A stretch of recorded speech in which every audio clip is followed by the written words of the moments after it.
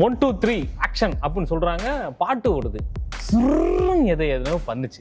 ரகசியமாய் அவள் இளமையை ரசிப்பேன், கனவுகள் அடுக்கி காலையில் கலைப்பேன். அது ஒரு கற்பனை பாருங்களேன். கனவுகள் அடுக்கி காலையில் கலைப்பேன். இந்த ஒரு வரி போதும்.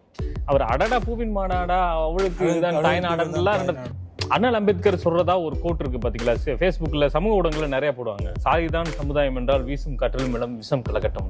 அது பழனி பாரதி. அது அந்த தோப்புல தான் இருக்கு. இந்த பையன் பயங்கரமா எழுதுறான், அவனுடைய கவிதைகள் ஒன்னு நெருப்பு மாதிரி இருந்துச்சு அப்படின்னு எழுதினார். எனக்கு அப்பதான் எனக்கு யாரா இந்த பழனி பாரதி இவர் பாராட்டுவாரு. ஆனா இவ்வளவு தலையில தூக்கி வச்சு யாரையும் பாராட்டின மாதிரி தெரியல. அதுவும் 18 வயசு பையன்ற வார்த்தை வந்து எனக்கு ரொம்ப தூக்கி போட்டுச்சு. இளையராஜாவோட பாடல்கள்ல இவரோட வரிகள் வழக்கமா அவர் பாராட்டவே மாட்டாராமா. ஆனா அவரே பாராட்டின ஒரு பாட்டு இருக்கு. ஏஆர் என்ன சொல்லியிருக்காருன்னா, எனக்கு ஒரு 4-5 பல்லவி கொடுங்கன்னு சொல்லிட்டு ஒரு 6-7 பல்லவி எழுதிட்டு போயிருக்காரு. 6-7 பல்லவி சரணம், இதுல இந்த வரி, இதுல இந்த வரி, இதுல இந்த வரின்னு அவர் கலைச்சு போட்டிருக்காரு அந்த பாட்டை.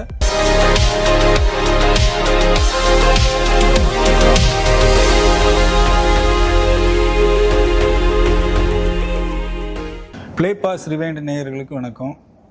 வரிசையாக முத்துலிங்கம், கங்கை அமரன், அறிவுமதி, மூமேத்தா அப்படின்னு கவிஞர்களை பற்றி பேசிட்டு வர இந்த சீரியஸில் இன்னைக்கு என்னோட மனம் கவர்ந்த கவிஞர் பழனி பாரதி அவர்களோட பாடல்களை பற்றி தான் பேச போகிறோம். அவர் கிட்டத்தட்ட 1500 பாடலுக்கு மேலே எழுதியிருக்கிறதுனால நமக்கு அவருக்கே ஒரு 4-5 எபிசோடு பண்ண வேண்டியிருக்கும். அதில் குறிப்பிட்ட பாடல்களை பற்றி நம்ம கூட பேசுறதுக்கு பாடலாசிரியர் ஆப்பா ராசா அவர்கள் வந்திருக்காரு. வணக்கம். வணக்கம் பரிசல். நல்லா இருக்கீங்களா? நல்லா இருக்கேன், நலமா இருக்கேன். நல்லா இருக்கீங்களாங்கிறது உடலை கேட்கறது, நலமா இருக்கீங்களான்னு கேட்கறது மனசை கேட்கறது. ரெண்டுமே நல்லா இருக்குன்னு நினைக்கிறேன். நல்ல விஷயம். இதெல்லாம் கட் பண்ணிடுறேன். பழனி பாரதி இந்த பெயரை முதல்ல நீங்க கேட்டது இப்போ? பழனி பாரதி நான் 9th படிச்சுக்கிட்டு இருக்கப்ப எங்கள் ஊருக்கு வடம்புரிஜான் சார் வந்தார். நான் ஏற்கனவே வைரமுத்து மேலே பித்து பிடிச்சிக்கிட்டு இருந்தேன். நான் அந்த நிமிஷத்துல இருந்து வடம்புரிஜான் மேலே பாய ஆரம்பிச்சிட்டேன். நான் அப்போ அவருடைய இந்த புத்தகங்கள் அந்த ஏதோ பட்டிமன்றத்துக்கு வந்திருந்தாரு. அவருடைய புத்தகங்கள் வந்து அங்கே விற்பனைக்கு வச்சுருந்தாங்க. ஒரு சாதாரண மனிதன் சரித்திரம், நான் கழுதையான போது, நீர்க்காகங்கள், நீலம் என்பது நிறம் இல்லை, இப்படி நிறைய புத்தகங்கள், சீனா சிவப்பானது, என் அம்மா அழைப்பு, வணங்கர் நெஞ்சர் கணக்கர், இப்படி ஒரு நிறைய புத்தகங்கள் வச்சுருப்பாங்க. அதில் நான் கழுதையான போது ஒரு புத்தகம், அதில் தன்னுடைய தாய் பத்திரிகையோட அனுபவங்களை பற்றி அவர் எழுதியிருந்தார். 1982 சம்திங் ஏதோ இருக்கும். அதில் அவருடைய ஆசிரியருக்குள்ள இருந்த சில பேரை பற்றி எழுதியிருக்காரு. ஆர்சி சம்பத்து, அதுக்கப்புறம் 2-3 பேர் எழுதியிருப்பாங்கன்னு நினைக்குங்க. அதில் பழனி பாரதி பற்றி எழுதியிருந்தார். இந்த பையன் பயங்கரமா எழுதுறான், அவனுடைய கவிதைகள் ஒன்று நெருப்பு மாதிரி இருந்துச்சு அப்படின்னு எழுதினார். எனக்கு அப்பதான் எனக்கு யாரா இந்த பழனி பாரதி இவர் பாராட்டுவாரு. ஆனா இவ்வளவு தலையில தூக்கி வச்சு யாரையும் பாராட்டின மாதிரி தெரியல. அதுவும் 18 வயசு பையன்ற வார்த்தை வந்து எனக்கு ரொம்ப தூக்கி போட்டுச்சு. அப்புறம் அவருடைய புத்தகம் நெருப்பு பார்வைகள் பத்தியும் அதுல பிடிச்சிருந்துச்சு. எனக்கு வேற சூழ்நிலையில நான் பெரியகுளம் தென்கரை லைப்ரரியில நெருப்பு பார்வைகள் புத்தகம் எனக்கு கிடைச்சிச்சு. இப்ப நம்ம அண்ணல் அம்பேத்கர் சொல்றதா ஒரு கோட் இருக்கு பாத்தீங்களா? ஃபேஸ்புக்ல சமூக ஊடகங்கள்ல நிறைய போடுவாங்க. சாதிதான் சமுதாயம் என்றால் வீசும் காற்றிலும் இளம் விஷம் கலக்கட்டும். அது பழனி பாரதி. அது அந்த தோப்புல தான் இருக்கு. எனக்கு அப்ப ரொம்ப ஃப்ரெஷ்ஷா இருந்துச்சு. இது ஒரு பக்கம் அப்படியே வச்சிருங்களா. ஒரு 2-3 வருஷம் ஆகுது. நான் +2 படிச்சுக்கிட்டு இருக்கேன். அப்போ உங்களுக்கு தெரியும், பெரிய குளத்துல ஷூட்டிங் வந்து ரொம்ப சாதாரணமா நடக்கும். அப்படி ஒரு நாள் ஒரு ஷூட்டிங் நடந்துகிட்டு இருந்துச்சு. நான் ஏதோ ஒரு காரணத்துக்காக போஸ்ட் ஆஃபீஸ் போகிறேன். போஸ்ட் ஆஃபீஸ் போயிட்டு மேலேருந்து கீழே இறங்கி வர்றப்ப பார்த்தா அதுக்கு எதிர்த்து தான் ஷூட் நடந்துக்கிட்டு இருக்கு. அங்கேருந்து பார்த்தா எல்லாம் தெரியும். அப்போ 1 2 3 ஆக்ஷன் அப்படின்னு சொல்கிறாங்க. பாட்டு ஓடுது. அப்புறம் நடிகர்கள் ஏதோ நடிச்சுக்கிட்டு இருக்காங்க. எனக்கு நடிகை மேலே ஆரம்பத்துலேருந்தே பெருசாக ஈடுபாடு இல்லை. ஆனால் அந்த பாட்டு இருக்குது பார்த்தீங்களா, அது எதோ பண்ணுச்சு. ஃபர்ஸ்ட் டைம் நான் கேட்குறேன், எனக்கு என்ன இந்த பாட்டு இப்படி இருக்கேன். என் ஃப்ரெண்டுகிட்ட சொன்னேன், என் கூட வந்த எங்கள் ஏரியா பையன்கிட்ட சொன்னேன். நான் கேட்குறப்ப இவ்வளோ அட்டகாசமாக இருக்கேன், நிச்சயம் இந்த பாட்டு பயங்கர ஹிட் அடிக்கும் பாரு. சரின்னு அப்படியே காலங்கள் கிடக்குது. கிட்டத்தட்ட ஒரு 1.5 வருஷம் கழிச்சு நான் திரும்ப +2 முடிச்சுட்டு சென்னைக்கு வந்துட்டேன். சென்னை பிரசிடென்சி காலேஜில் படிக்கிறேன். விக்டோரியா ஹாஸ்டலில் தங்கியிருக்கேன். ஒரு சாயங்காலம் போல், நான் இந்த கேப்பில் ஒரு வருஷம் ஆச்சு. சாயங்காலம் போல் மழை ஓஞ்சு போன ஒரு மாலை நேரத்தில் டீ குடிக்கிறதுக்காக அங்கேருந்து வர்றப்ப டீ கடையிலேருந்து ஒரு பாட்டு ஒடிக்குது. பாட்டு எனக்கு கேட்குறப்ப அப்படியே பாருங்களேன், ஒரு லைட்டாக மெலிசா அடிக்கக்கூடிய காற்று, மழை ஓஞ்சு போன ஒரு மாலை நேரம், டீ கடை, இது எல்லாம் சேர்ந்து பிளஸ் இளையராஜா வந்துட்டார். அப்படி கேட்ட பாட்டு தான் இளங்காத்து விசிட்டு. நான் ஃபர்ஸ்ட் டைம் கேட்டதுக்கும் ரெண்டாவது ஃபர்ஸ்ட் டைம் கேட்டு ஒரு வருஷம் கழிச்சு இந்த பாட்டை நான் கேட்கிறேன். நான் சிலுத்து போயிட்டேன். நான் ஃபர்ஸ்ட் டைம் கேட்டப்ப என்ன உணர்வு இருந்துச்சோ அப்போ அதே உணர்வு செகண்ட் டைம் கேட்குறப்ப எனக்கு இருந்துச்சு. அப்போதான் யாரு எழுதுனதுன்னு தேடி பார்க்குறப்பதான் பழனி பாரதின்னு வருது. அப்படியே பழனி பாரதிக்கு வரேன். அந்த பீரியட்ல காதல் படிக்கட்டுகள்னு ஒரு தொடர் வந்து ஆனந்தவட்டன்ல வந்துகிட்டு அதுல சில கவிதைகள்லாம் வரும். தண்டவாளத்தில் தலை சாய்த்து பூத்திருக்கும் ஒற்றை போயன் காதல், நீ நடந்து வருகிறாயா ரயிலில் வருகிறாயா, இந்த கேள்வி அட அப்படி இருக்கும். ஏன்னா அப்ப வந்து நம்ம வயசு பையன் விடல பையன் இல்ல, காதல் கவிதைலாம் டக்கு டக்குன்னு இருக்கும். நான் எனக்கு பிடிச்சதெல்லாம் எழுதி வைக்கிற நோட்ல கவிதை இதுதான். அட்டகாசம் அட்டகாசம். அதுக்கப்புறம் இன்னொரு கவிதை ஒண்ணு, உடைந்த கண்ணாடி வளையல் துண்டுகளையாவது கொடு, கலடாஸ்கோப்பில் பார்த்து கொள்கிறேன். இது அட அப்படின்னு இருந்துச்சு. அப்படியே பழனி பாரதி பக்கம் மொத்தமா கவனத்தை திருப்பினா அந்த பீரியட்ல நிறைய ரைட்டர்ஸை தேடுவோம். இப்ப ஒரு புத்தகம் வேற ஒரு ஆளை அறிமுகப்படுத்தும், அங்க இருந்து வேற ஒருத்தரை அடைவோம். அதே மாதிரி வேற வேற வேற நான் வைரமுத்துல இருந்து வலம்புரிஜான் வந்து வலம்புரிஜான்ல இருந்து அப்படியே பழனி பாரதிட்ட வந்தேன். அவருடைய வெளிநடப்பு, ஏற்கனவே படிச்ச நெருப்பு பார்வைகள், காதலின் பின்கதவு, இது ரொம்ப எனக்கு அந்த பீரியட்ல வந்து சுருன்னு இருந்துச்சு. அதுக்கப்புறம் அந்த டைம்ல மதி நிலையத்துல வந்து சின்ன அட்டை புஸ்தகம் போடுவாங்க. ஒரு பிக்சர்ஸ் எல்லாம் பயங்கரமா இருக்கும், போயம்லாம் பயங்கரமா இருக்கும். அதுல அவருடைய முத்தங்களின் பழக்குடைன்னு ஒரு தொகுப்பு எனக்கு ரொம்ப பிடிச்சிருந்துச்சு. இதை ஒரு பக்கம் கவிஞரை அப்படியே எடுத்து வச்சுட்டு நான் பாடல் ஆசிரியரா நான் பழனி பாரதி ஏற்கனவே நமக்கு அங்கிருந்து சென்னைக்கு வந்து பாட்டு எழுதுறதுக்கு வந்தோம். சரி நம்ம சீனியர் என்னதான் எழுதியிருக்காரு அப்படின்னு பழனி பாரதியை திரும்ப யார் என்ன அதுன்னு அவருடைய ரைட்டிங் என்ன இதுன்னு விசாரிக்க ஆரம்பிச்சேன் அல்லது தேட ஆரம்பிச்சேன். அங்கிருந்து தான் இது நாள் வரைக்கும் நான் பார்த்த பழனி பாரதி இல்லாத ஒரு புது பழனி பாரதியை நான் கண்டுக்கிட்டேன். நீங்க வலம்புரிஜான் ஒரு தலையங்கத்தில் எழுதியிருந்தாருன்னு சொன்னீங்களா, ஒரு சுவாரஸ்யமான சம்பவம் இருக்கு. இவங்க அப்பா கவிஞர், பழனியப்பன் கவிஞர், அவரோட கவிதையை கொண்டு போய் கொடுக்குறாரு. கொடுக்கும்போதே இவரோட ஒரு கவிதையும் கொடுக்குறாரு. அதை பார்த்த உடனே அது நீ எழுதியிருந்தா அப்படின்னு சொல்லிட்டு நான் போடுறேன் அப்படிங்கிறாரு. நீங்க சொன்ன அந்த நெருப்பு பார்வைகள் நூலை கொண்டு போய் கொடுக்குறாரு. அதுல ஒரு இதை எழுதியிருப்பாரு, சூரியனின் வெப்பமும் அடுப்பின் நெருப்பும் தவிர எந்த தீயும் வெப்பமும் என் நாட்டு மக்களை வருத்தப்பட செய்யாது என்கிற புறநானூற்று பாதையில் என் கவிதைகளை நான் படைக்கிறேங்கிற மாதிரி இவர் எழுதியிருக்காரு அந்த இதுல. சூப்பர். அதை பார்த்தோன்னா அட எந்த புறநானூற்று பாடல் அது அப்படின்னு வலம்புரிஜான் கேட்கிறாரு. அந்த புறநானூறுல எந்த இடத்துல இருக்குன்னு இவர் ரீசெக் பண்ணிருக்காரு. அவர் கேட்டாரா ரீசெக் பண்ணாரான்னு தெரியல. இவரும் அந்த நம்பரை சொல்லியிருந்திருக்காரு. நம்பர் சொன்னோடனே அந்த போயத்துல அந்த இடத்துல அந்த போயம் இருந்திருக்கு, அதுக்கான பொருளும் அப்படி இருந்திருக்கு. சரி போ உன்னை பத்தி எழுதுறேன்னு சொல்லிட்டு அப்புறம் ஏற்கனவே வந்துருச்சா. அவர் ரிவ்யூ எழுதிட்ட பிறகு அவர் அந்த இடத்துல எழுதுறாரு. அவர் சொல்லியிருக்காரு, உங்க அப்பா ஒரு கவிஞர் இல்லையா, பாரதிதாசனுடைய நேரடி மாணவர் பழனியப்பன். இது நாள் வரைக்கும் பழனியப்பனுடைய பையன் தான் பழனி பாரதின்ற காலம் போய் பழனி பாரதி உங்க அப்பா பழனியப்பன்ற காலம் வந்துருச்சு. அவர் எழுதுறாரு, இந்த தம்மின் தம்மக்கன் அறிவுன்ற திருக்குறள் இந்த வரியை எழுதுனதுக்காகவே சிலையில கூட வள்ளுவரை நிக்க வைக்க கூடாது அப்படின்ற வார்த்தையை வலம்புரிஜான் சொன்னதா நண்பர்கள் சொல்லுவாங்க. அந்த தலையங்கத்திலே இருக்கும். இதை எழுதிய திருவள்ளுவரை இனி சிலையில் கூட நிக்க வைக்க கூடாது. பாருங்களேன், வலம்புரிஜான் அப்படி பாராட்டக்கூடிய மனிதராகவும் இருந்திருக்கிறாரு. கவிஞர் பழனி பாரதி அந்த பாராட்டுக்கு உரிய தகுதியான ஆளாவும் இருந்திருக்காருன்றதுதான் இந்த இதுல நம்ம 18 வயசுல இப்ப வரைக்கும் பயணிச்சுட்டு வர்றாரு. ஆமா. அதுக்கப்புறம் நான் எனக்கு ஸ்ட்ரைக் ஆனது வந்து நம்ம வரிகளை கேட்கிற ஆள் தானே. வழக்கம் போல எல்லா பேட்டிகளையும் நான் சொல்ற மாதிரி இது இவர் தான் அப்படின்னு நம்ம நினைச்சு கேட்ட பாட்டு தான் அழகிய லைலா. அழகிய லைலா, அவளது ஸ்டைலா, சந்தன வெயிலா, அவள் மன்மத புயலா அப்படின்லாம் வெயிலா முயலா அந்த இது வரும்போது வாலி தாண்டா அப்படின்னு நினைச்சு பார்த்தா பழனி பாரதின்னு இருக்குது. அது வந்து பழனி பாரதியோட பீக் காலம் அப்படிங்களாம். உள்ளத்தள்ளித்தா வந்து ஒலிக்காத வீடு இல்லை, ஒலிக்காத டிவி இல்லை அப்படின்னு இருக்கும். இதுல இந்த பாட்டை கேட்டுட்டு நான் வாலின்னு நினைச்சேன்ல, வாலியே வந்து திருச்சியில வந்து ஒரு கூட்டத்துல திருச்சி சிவா அவருக்கு நடத்தின பாராட்டு விழால பழனி பாரதியோட உள்ளத்தள்ளித்தா பாட்டை கேட்டுட்டு அவ்வளவுதான் நான் ஃபீல்ட் அவுட்னு நினைச்சிட்டேன் அப்படின்னு இருக்காரு. மேடையிலே சொல்லியிருக்காரு. கரெக்ட். இந்த நேரத்தில் எனக்கு இன்னொரு சம்பவம் ஞாபகத்து வருது. அவர் சொன்னதுக்கு பின்னாடி பழனி பாரதியோட பாடல்கள் நம்ம அலசலாம். ஆனா இந்த சம்பவத்தை நீங்க சொன்ன உடனடியே இந்த பாட்டை சொன்ன உடனே எனக்கு பல நினைவுகள் வருது. நீங்க அந்த பீரியட்ல வந்து மற்ற பாடலாசிரியர்களை விட தனித்துவமா தெரியணுன்றதுக்காக அவர் இந்த ட்ரெண்டிங் சொற்களை வந்து குறிப்பா ஆங்கில கலப்பு பாடல்களை எழுதினாரு அப்படின்னு நான் புரிஞ்சுக்கிறேன். தெளிவா தெரியலனாலும் அந்த காலகட்டங்கள்ல அப்படி ஒரு சூழ்நிலைக்கு அவர் வந்திருக்கலாம். இருந்தாலும் ஆங்கில கலப்பு பாடல்கள் எழுதினாலும் ஒருபோதும் கவிதை தமிழை நம்ம விட்டு கொடுக்க கூடாது அப்படின்ற கான்சியஸ்ல அவர் இருந்ததா அவருடைய இருந்திருக்காரு போல. இது எங்க தெரிய வருதுன்னா அவருடைய சரணத்துல எல்லாம் பல இடங்களை சேருது.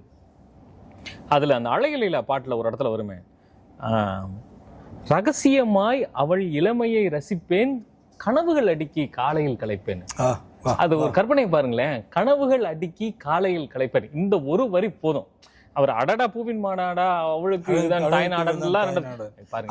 பாருங்களேன். அதைத்தான் வாலி சொன்னாராமா. வழக்கமா வந்து பெண்ணை வந்து நாடு மொழி இதெல்லாம் பெண்கள் கூட ஒப்பிடுவாங்க. நீங்க ரிவர்ஸா பண்ணிருக்க, நான் இப்படி யோசிச்சதே இல்லை, இத்தனை வருஷமா இது எனக்கு சிந்தனையால வரலையான்னு நினைச்சேன் அப்படின்னு.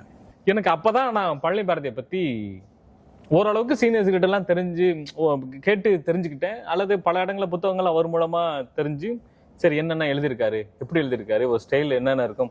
முதல்ல அவரோட சாங்ஸ் எல்லாம் நான் எடுக்க ஆரம்பிச்சேன். நான் அந்த பீரியட்ல ஒன்று மட்டும் நல்லா புரிஞ்சுக்கிட்டேன்.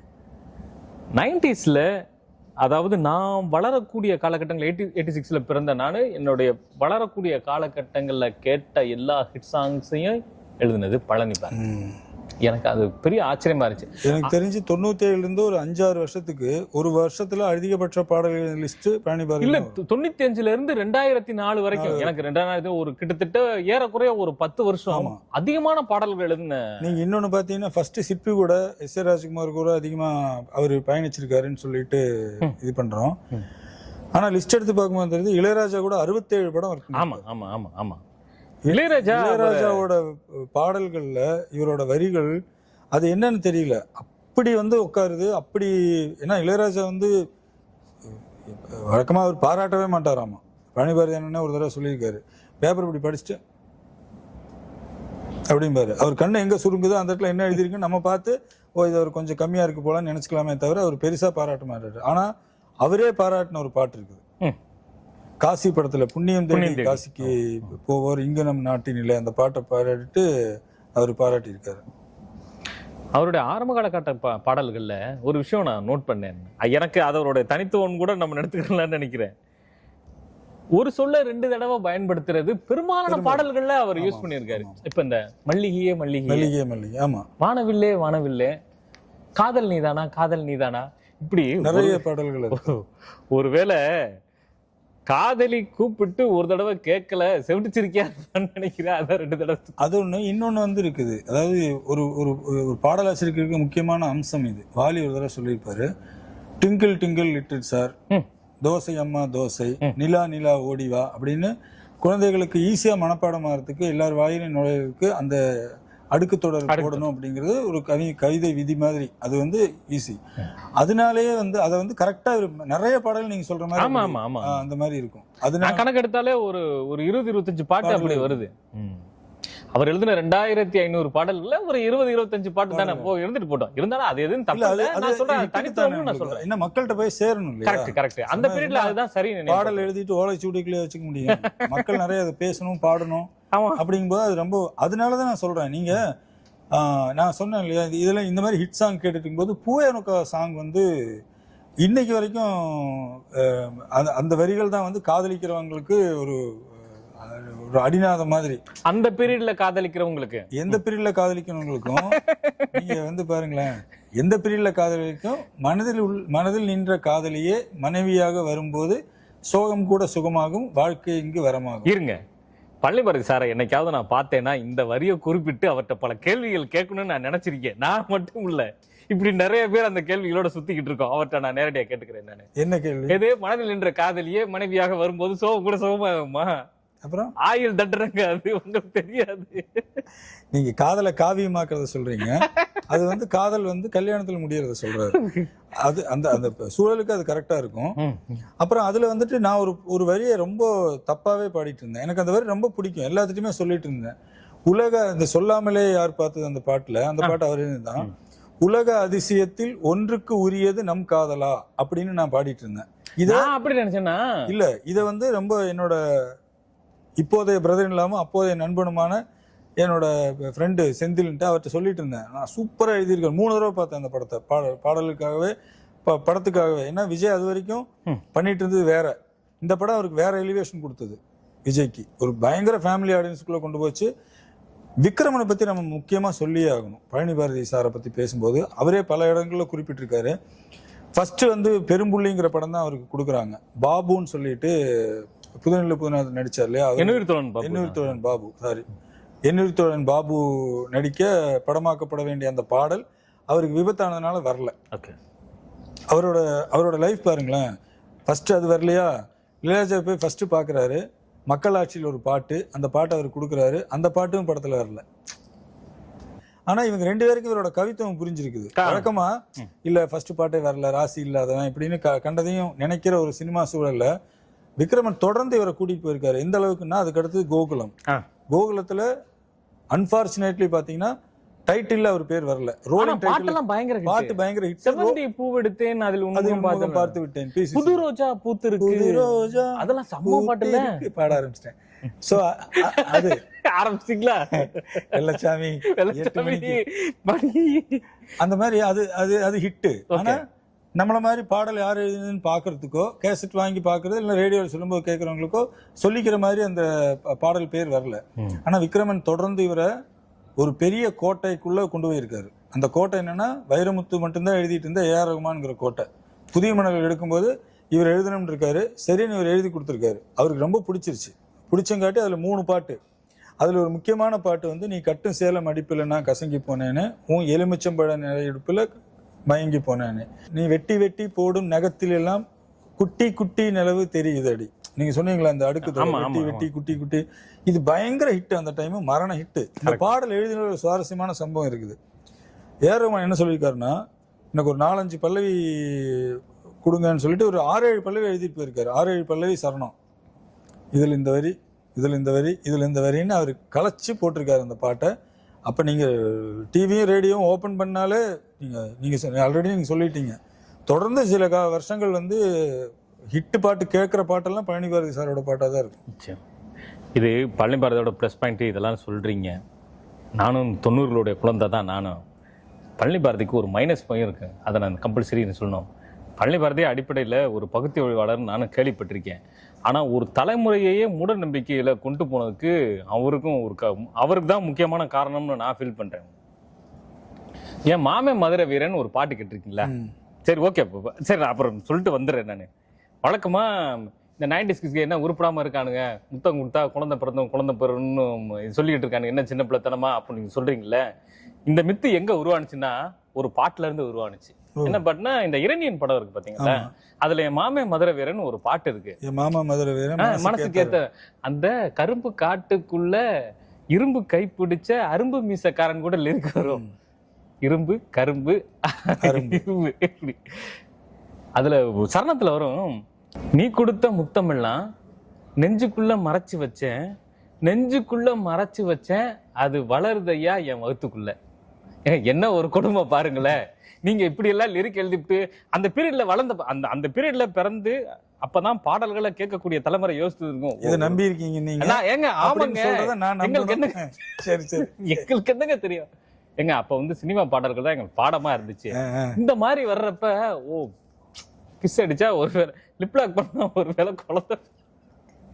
குழந்தை இன்னைக்கு வரைக்கும் சொல்லிட்டு இருக்காங்க. அப்ப அதுக்கு விதை போட்டது பாத்தீங்களா? முதல்ல அவரை பார்த்தோன்னே முதல்ல சொல்லுங்க, ஒரு தலைமுறையே ஒரு தவறா வழி நடத்திருக்காரு. நீங்க அவர் பகுத்தறிவாதி. அவரோட ஒரு பக்தி பாடல் வந்து ஒரு டைம் பயங்கர ஹிட். சரவண பவையனும் திருமந்திரம் அதை நாளும் சொல்வேன் முருகான்னு சொல்லிட்டு மேட்டுக்குடியில.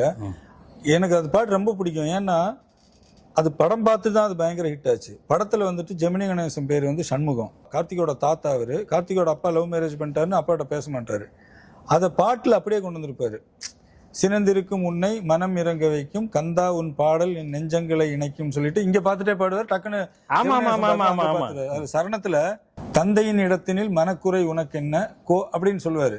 அதாவது ஜெமினி கணேசன் டக்குன்னு அங்க அவர் பார்த்தோன்னா அங்க பார்த்துட்டு கோபம் கொண்டு நீ ஆண்டியா ஆனது என்ன அப்படின்றாரு. அப்படின்னு அந்த பாட்டு மட்டும் கரெக்டா. அப்புறம் சண்முக அப்படின்னு அப்படின்னு பார்க்கும்போது வேலனே சீக்கிரம் வா வா அப்படின்னு மாத்திடுவாரு. அப்படின்னு அந்த பாட்டு வரி அந்த 2 சிச்சுவேஷனுக்கு எழுதியிருப்பாரு, சாமிக்கும் இவருக்கும்ட்டு.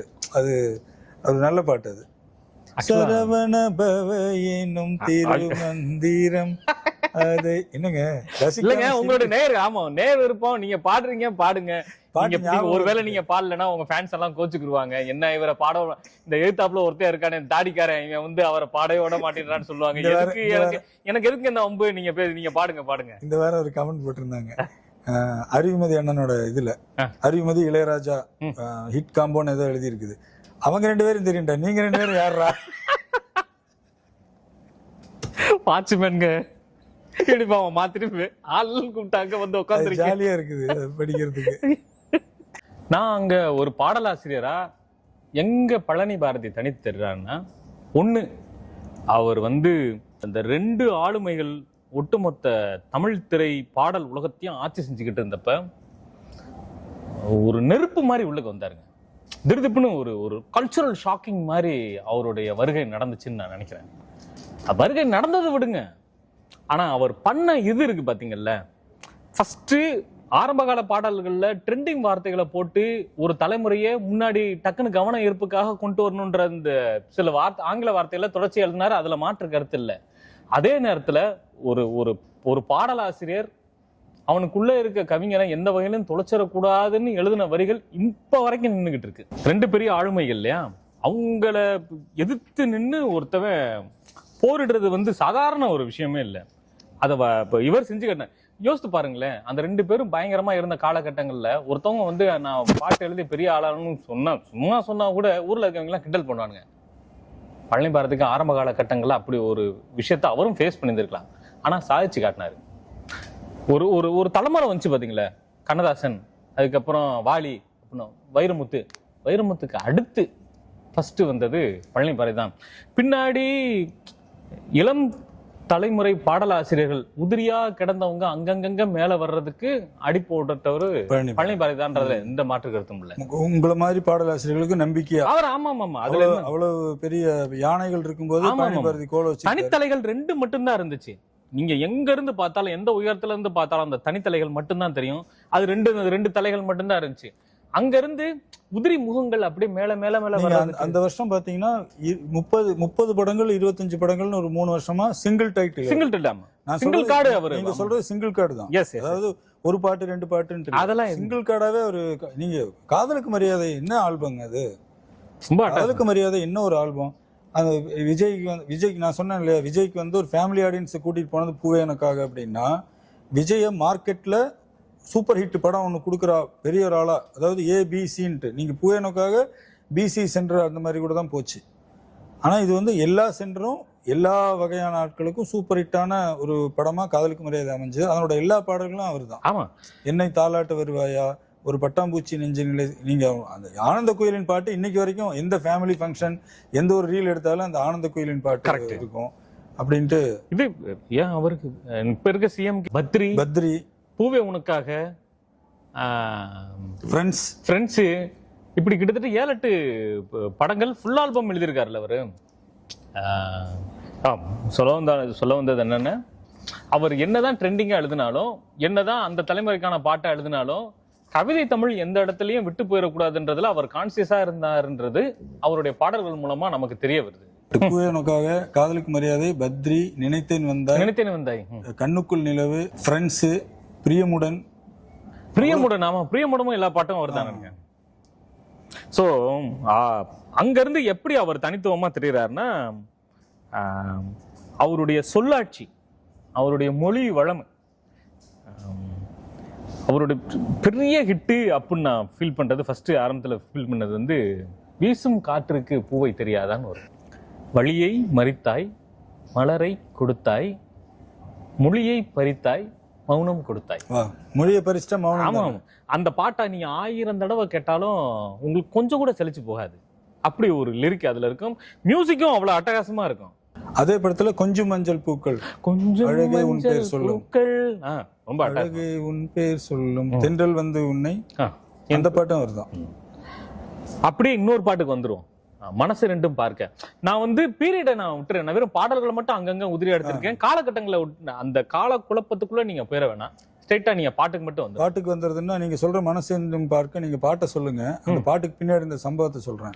காதலாகின்னு ஒரு படம் கஸ்தூரி ராஜா எடுக்கிறாரு. ஓகே, அந்த பாட்டுக்கு எழுதின பாடல் தான் இது. மனசு ரெண்டும் பார்க்கவும், காதல் காதல் காதல் நெஞ்சம் கண்ணாமூச்சி ஆடுதடா இந்த 2 பாட்டும். அதுக்கப்புறம் வேற சில காரணங்களாக அந்த பாடல் இதாகி துள்ளுவதோ இளமைன்னு செல்வராகவன் எடுக்கிற ஒரு படமா அது மாறுது. வழக்கமா என்ன பண்ணுவாங்க, ஒரு பாட்டு எடுத்தாச்சு, அது இப்போ நான் சொன்னேன் இல்லையா, பெரும்புள்ளி பாட்டு வரல, கேன்சல் பண்ணுவாங்க.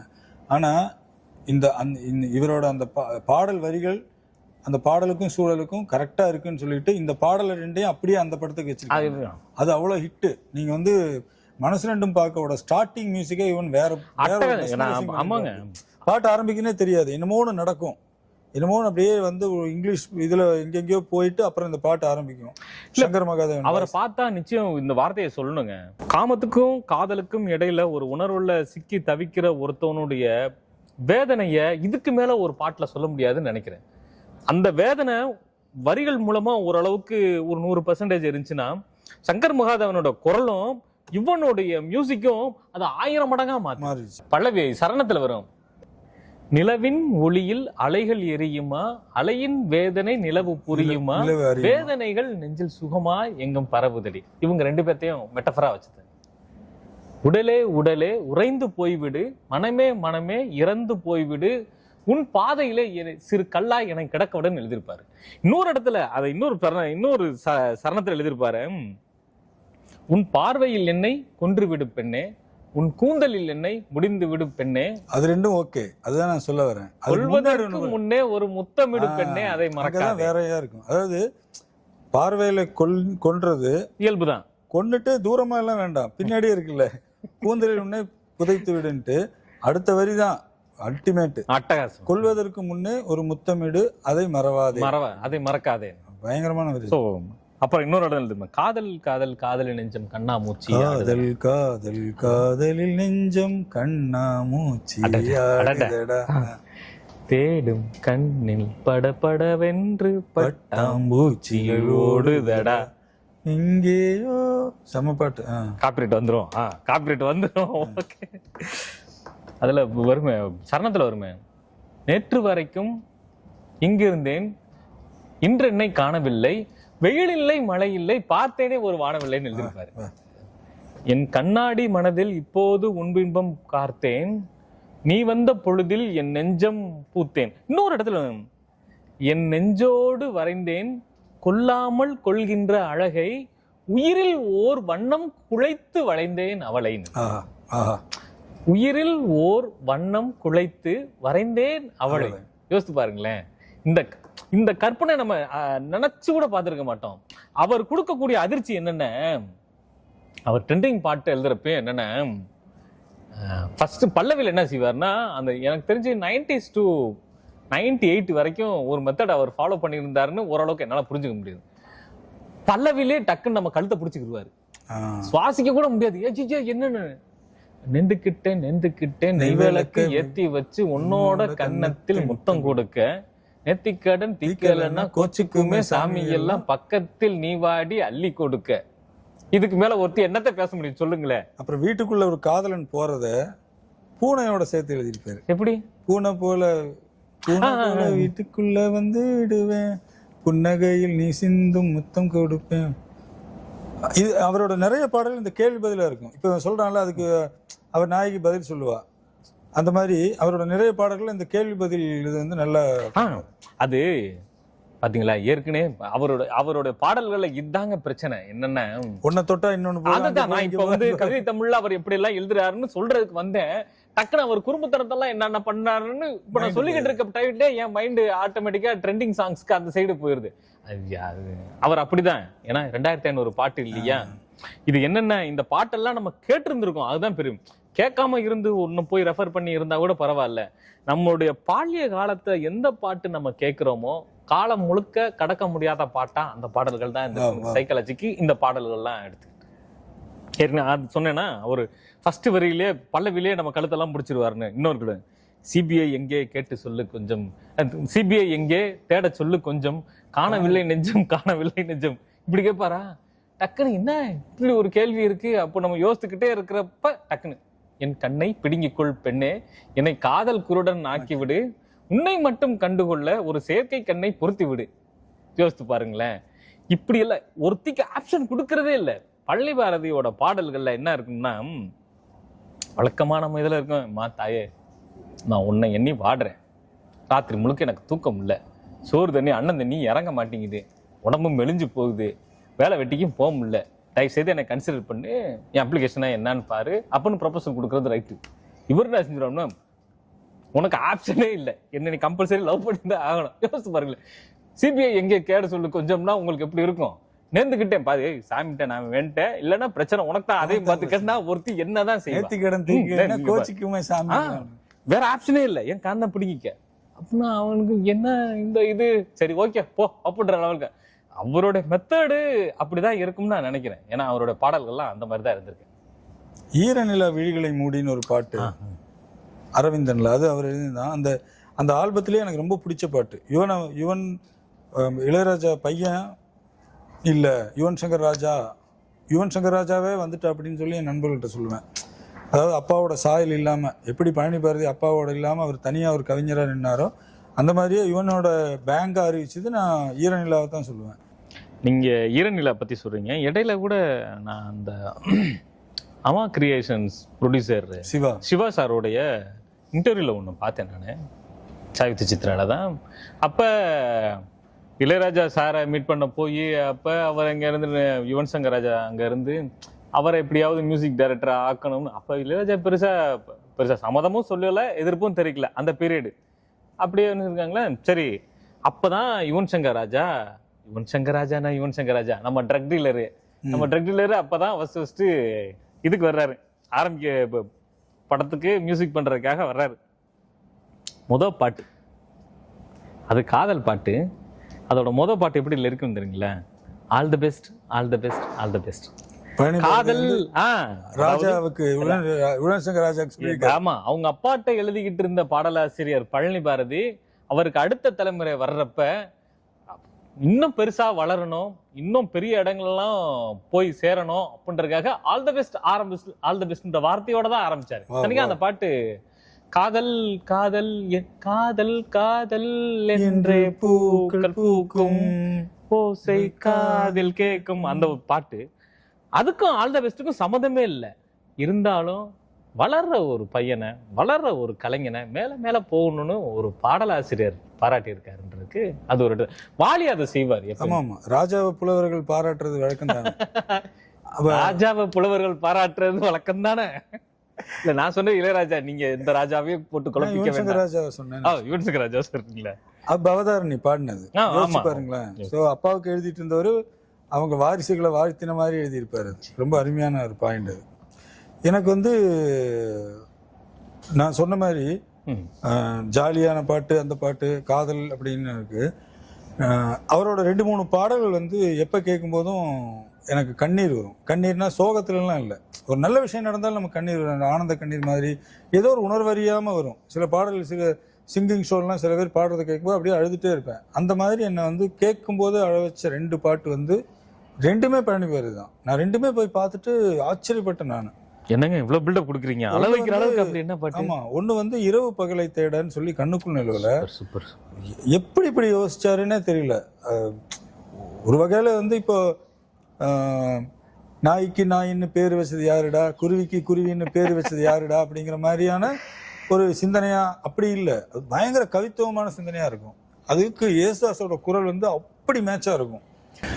அதுல முதல் சரணத்தில் முடியும் போது எழுதியிருப்பாரு, கடலை சேரா அலையை கண்டால், கரையில் ஆடும் மீனை கண்டால், அடுத்த வரி ஒற்றை குயிலின் சோகம் கண்டால் அச்சச்சோ அப்படின்னு எழுதியிருப்பாரு. அப்பவே நமக்கு ஒரு மாதிரி விம்மம், சூப்பர், ஒரு மாதிரி இருக்கும். ஓகேவா? 2வது சரணத்துல சில கேள்விகள் கேட்டிருப்பாரு.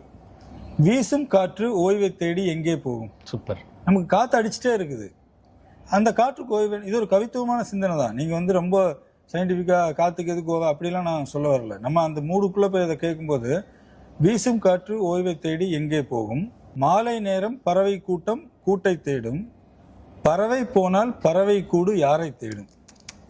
நீங்க இது வந்து நீங்க பறவை கூடுன்னு வேண்டாம். நான் காலையில் வாக்கிங் போவேன். இப்போ பழனி பாரதியோட பாடல்களை கேட்டுகிட்டே போகிறேன். நான் சொல்கிறேன் கேளுங்களேன். நான் இருக்கிற வீட்டு பக்கத்தில் ஒரு வீடு இருக்குங்க, அருமையான வீடு, ஒரு வில்லா வீடு மாதிரி பழைய காலத்தில் கட்டப்பட்ட வீடு, 60கள் 70களில் கட்டப்பட்டிருக்கலாம். கிணறு இருக்கும். அந்த கிணறு இருக்கிற வீடு நீங்கள் வெஸ்ட் மாம்பலம் தெருவில் ஓப்பனாக இருக்குது. அவ்வளோ பெரிய வீடு, காலியாக இருக்கும், வீடு பூட்டப்பட்டிருக்கும். அங்கே யாரை கேட்டாலும் அமெரிக்காவில் செட்டில் ஆகிட்டாங்க, ஆஸ்திரேலியான்னு தான் சொல்லுவாங்க. எனக்கு இந்த வரியை கேட்குறேன், அந்த வீடை கிராஸ் பண்ணுறாங்க, எனக்கு ஒரு மாதிரி ஆயிடுச்சு. இந்த வீட்டை யாரும் இல்லை. இப்போ இந்த வீடை யாரை தேடும் அப்படிங்கிற ஒரு கேள்வி இருக்குல்ல, அது வேற லெவல் இருக்கும்.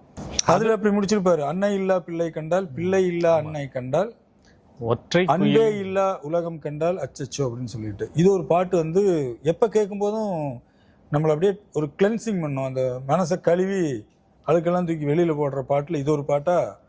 இன்னொரு பாட்டு, அது அந்த பாட்டுல இளையராஜா வேற ஆரம்பத்திலேயே நான் உன்னை கொலை பண்ணத்தான் போறேன், நீ ரெடியா இருந்துக்கோன்னு ஒரு ஃப்ளூட் ஆரம்பிச்சிருப்பாரு அப்படின்னு சொல்லிட்டு பிதாமகன்ல இளங்காத்து வீசுது. பாடிக்கிட்டு இருந்தீங்க, இல்ல நீங்க ராஜா பாட்டை இசை இல்லாம அதுதானே அவரோட ஸ்பெஷாலிட்டி. கரெக்ட். நீங்க எந்த பாட்டை சொன்னாலும் கூட அந்த மியூசிக் நமக்கு வந்துடும் வாயில. அது அவர் வந்துருது.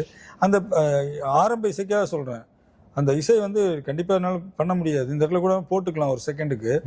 இளங்காத்து வீசுதேங்கிற பாட்டு இருக்கு இல்லையா, அந்த படமும் வேற லெவல் படம்னு வச்சுக்கோங்களேன். மனசுல என்ன ஆகாயம், தினம் தினம் ஒரு புதிர் போடும், அதிசயத்தை யாரு தெரிஞ்சா, ரகசியத்தை யாரு புரிஞ்சா அப்படின்னு இருப்பாரு.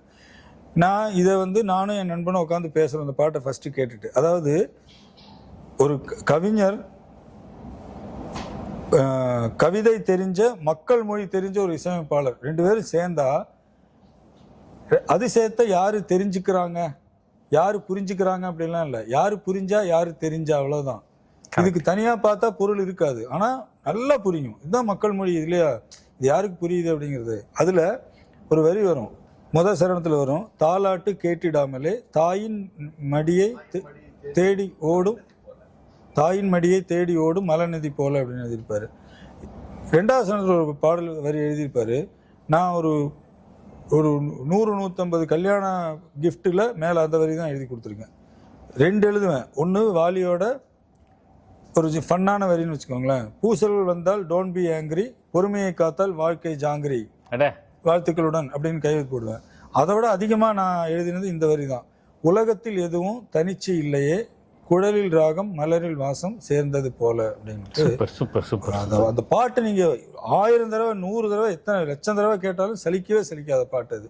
நீங்க பாலா படங்கள்ல விஷுவல் ட்ரீட் அதிகமா இருக்கிற பாட்டு அதுதான். அது என்ன சொல்லுவாங்க அப்படின்னா, அவருக்கு இந்த பாட்டு ரொம்ப பிடிச்சி போய் நிறைய ஷூட்டிங்ல, மற்ற ஷூட்டிங் எல்லாம் எடுக்கும்போது இந்த பாட்டு மைண்ட்ல இருக்கிறதுனால இதுக்குண்டான ஷார்ட்ஸ் தனியா எடுத்து வச்சுட்டே இருந்திருக்காரு. நீங்க அந்த பாட்டு வரிகளை பாருங்களேன், மேகம் அப்படியே மலைக்கு கீழே வரும், அந்த சைக்கிளில் உட்காந்து இப்படி தலை இப்படி ஆட்டிட்டு விக்ரம் இப்படி போறதுன்ட்டு அல்டிமேட்டான பிக்சரைசேஷனும் பாலா அந்த பாட்டுக்கு அவருக்கு தெரியும். ஐயோ இப்படி ஒருத்தர் எழுதியிருக்காரு, இப்படி ஒருத்தர் மியூசிக் போட்டிருக்காரு, நம்ம இதுல சும்மா இருந்தா சரி வராதுன்னு பாலா அதில் ஒர்க் பண்ணியிருப்பாரு. அதுல எனக்கு அதுல ரொம்ப பிடிச்ச வரி விதைக்கிற கைதானே மலர் பறிக்குது தினந்தோறும், மலர் தொடுக்கும் நாரை எடுத்து யார் தொடுத்தா மாலையா. அந்த விஷுவல்ஸ் எல்லாம் பாருங்களேன். இங்க எந்த ஊருன்னு கேட்பீங்கல்ல, அந்த ஊர் தான் நான். அந்த அகமலை, அந்த வடுவுப்பட்டி, அந்த தாமரை குளம், எனக்கு என்னுடைய தலைமுறைக்கு என் பையனோ பொண்ணோ அவங்க சென்னைக்காரவங்களாம் மாறி பல ஜென்மங்கள் ஆகுது. நான் பெரிய குளம் அப்படின்னு சொன்னா உங்க ஊர்ல எப்படி இருக்கும், தேனி பக்கத்துல எப்படியா இருக்கும், எப்படி இருக்குன்னு நிறைய நண்பர்கள் கேட்பாங்க. என்னுடைய சென்னையில உள்ள உறவினர்கள்லாம் கேட்பாங்க இல்லையா. என் பொண்ணுக்கே என் பையனுக்கே கேட்குறப்ப நான் போட்டு காட்டுறது பாலா சாரோடைய இந்த பாட்டு தான். பாலா சாரோட பெரும்பாலான படங்கள் பெரிய குளத்துல தான் இருக்கும். பட் நான் ரொம்ப அதிகமா நான் விரும்பி காட்டக்கூடியது இளங்காத்து விசுதே விஷுவல்ஸ் தான். பழனி பாரதி பாலா பத்தி பேசும்போது முன்பனியா முதல் மழையாக மறுக்கவே முடியாது. கரெக்ட். அதுலயும் அவ்வளவு அருமையா எழுதியிருப்பாரு, என் இதயத்தை எங்கேயோ மறந்து தொலைத்து விட்டேன், உன் விழியினை இப்போது கண்டுபிடித்து விட்டேன், இதுவரை எனக்கில்லை முகவரிகள், அதை நான் கண்டேன் உன் விழியிலே. நீங்க இந்த பொறப்பு தான் நல்லா தமிழ்ல சாப்பாடு பத்தி இவ்வளவு டீடைல்டா வந்த ஒரே பாட்டு இதாதான் இருக்கும்னு நினைக்கிறேன் இன்னைக்கு வரைக்கும். அதுல எழுதியிருப்பாரு, தாயிடம் ஓடுவாள், தந்தையை தேடுவாள், அண்ணனின் சட்டையில் தம்பியாய் மாறுவாள் எழுதியிருப்பாரு. சுடிதார் அணிந்து வந்த சொர்க்கமே என் மீது காதல் வந்தது எப்போது என்று நீ சொல்வாயா? இது கேள்வி. அதுக்கு ஜோதிகா பதில் சொல்லுங்க. விழிகள் பார்த்து கொஞ்சம் வந்தது, விரல் தீண்டி கொஞ்சம் வந்தது, பாத்தீங்களா? முழுக்காதல் என்று வந்தது தெரியாது.